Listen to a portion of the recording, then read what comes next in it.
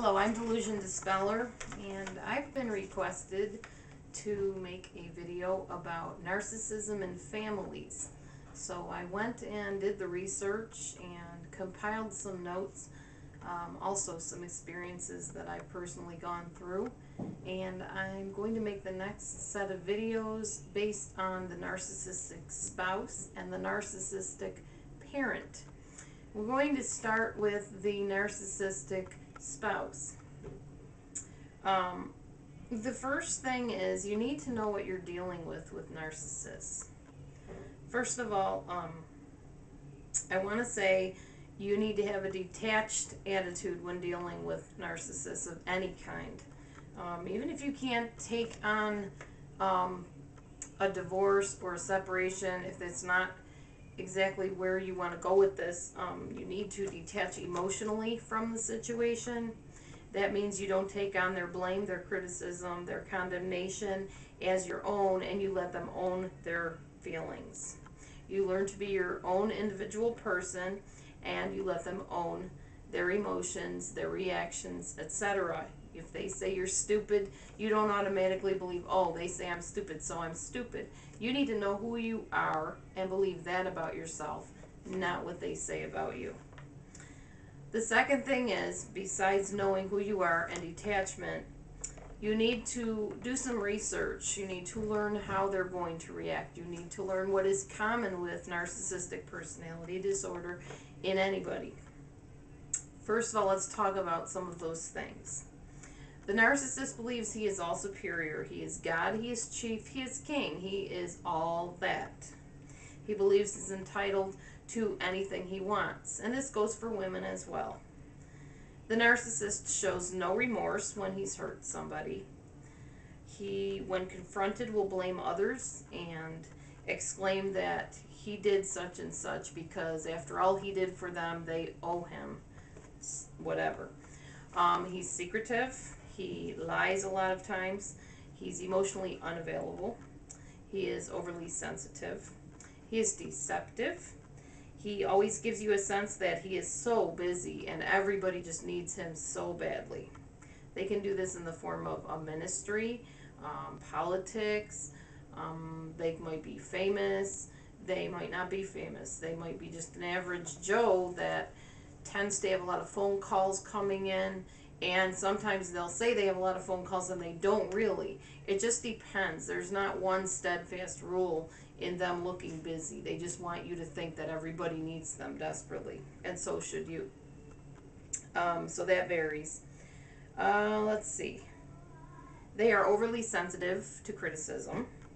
They are deceptive. We already talked about lying. They give you a sense that they're so busy. I already told you that. They feel okay with their outer self, their false self, but deep down they feel very, very inadequate. They have very low self-esteem. They have a false self that is the center of their world, and they want that false self to be what everybody believes is really them, even though it's not. They want all eyes on them, on themselves. They expect you to read their mind and be one step ahead of them at all times, and will say things like, well, you should have known I wanted that. Or they'll compare you to somebody that always was one step ahead of them and always knew what they wanted without them having to ask. They'll call you on not following through, so make sure if you say you're going to do something that you do it. You should do that anyways, but with a narcissist, they will call you on it every time. They'll catch you. They know you sometimes better than you know yourself, and they know what buttons to push to get you to jump. You need to stay calm and be objective with them when they start this know-it-all type of approach. Overreacting does nothing but make them say, see, I told you you were crazy. They project upon you. Narcissists cannot handle feeling wrong about anything. And since if something goes wrong, somebody has to be to blame, and it can't be them in their mind, they have to put the blame on somebody and tag, you are it. They will tell you things like, oh, you're crazy, or you're overreacting, or you're freaking out over nothing, it's no big deal, that kind of thing, about things that are very serious, actually, to make you feel stupid for even reacting to it in a legitimate, normal way. The The narcissist will alternately idealize you and devalue you, depending on whether you're useful to them or not. That means they will start out looking at you as wonderful, tell all their friends about you, and shower you with gifts, and just adore you, tell you things like you're the only person I ever loved. Borderline personalities do the same thing. And then when they feel that you cease being useful to them, all of a sudden you're dirt. I don't know what I ever saw in you. You're not the person I started out with. Look at how you treat me. You're not the one that I loved. Blah, blah, blah. I'm going to go find somebody that's better type of attitude.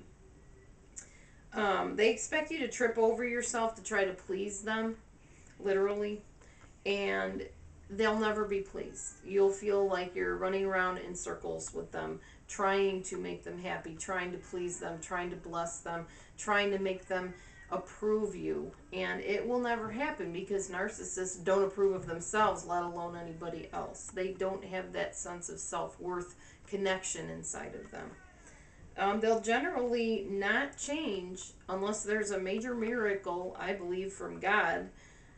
So enjoy the nice little things that they do for you if you're going to stay with one, but don't get upset when they don't change, because the only one you can change is yourself. They cannot put themselves in your shoes. They lack empathy. So do not expect them to feel your pain. Do not expect them to take you to the hospital when you're hurt. They'll say things like, oh, it's no big deal. You're fine. Just slap a Band-Aid on it. You're just such a big baby, that type of thing. So have an emergency plan on hand during crises and illnesses, and make sure and feel free to own your own feelings and feel your own feelings, regardless of their poo-pooing attitude towards you about you're such a baby or you're such a wimp or, what are you crying about?